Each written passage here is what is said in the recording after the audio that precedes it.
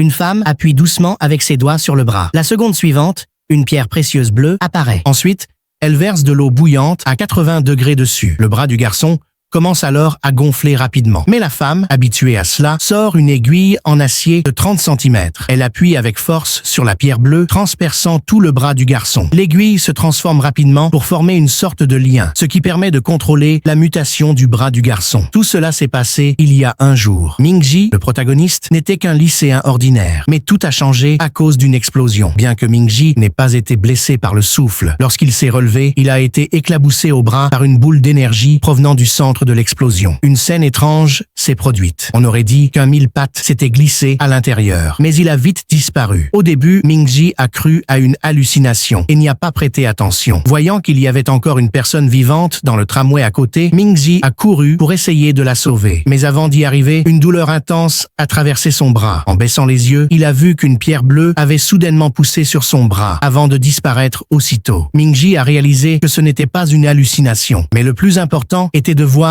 l'état de la jeune fille. Contre toute attente, la jeune fille mourante a touché le front de Mingji avec son doigt juste avant de perdre connaissance. La seconde suivante, un masque étrange est apparu sur le visage de Mingji. Paniqué, il a essayé de l'arracher, mais peu importe la force qu'il utilisait, c'était inutile. Le garçon hurle de douleur alors que son corps se transforme, recouvert d'une substance blanche, devenant une créature biomécanique. Une énorme boule de chair tombe du ciel. Un monstre terrifiant en sort. Non seulement les balles sont inefficaces contre lui, mais même les bombardements de tanks ne lui font rien. Le monstre commence à tirer des lasers tout autour. L'école est coupée en deux. La cible du monstre est Mingji. Bien que Mingji veuille protéger son ami, il ne maîtrise pas encore son corps et manque de la blesser. Heureusement, le monstre est myope, ce qui leur sauve la vie. Le monstre lance une nouvelle attaque contre Mingji. Mingji résiste désespérément avec le peu de conscience qui lui reste. Voyant qu'il est sur le point de perdre, son ami accourt à nouveau et commence à l'encourager. Grâce au soutien de son ami, Mingji commence à s'adapter à ce nouveau corps. Tenant la fille d'une main, il bat le monstre. Il regarde le monstre se pétrifier peu à peu, mais Mingji ne semble pas vouloir s'arrêter de frapper. C'est alors qu'une jeune fille descend du ciel et immobilise Mingji sur place. La fille, aux cheveux rouges, Nakiyami, lui dit « Si tu veux vivre, dis-le ». Mingji, avec voix étouffée sous le masque, répond « Je veux vivre ». La fille active un dispositif qui apaise le monstre et brise sa forme de com'.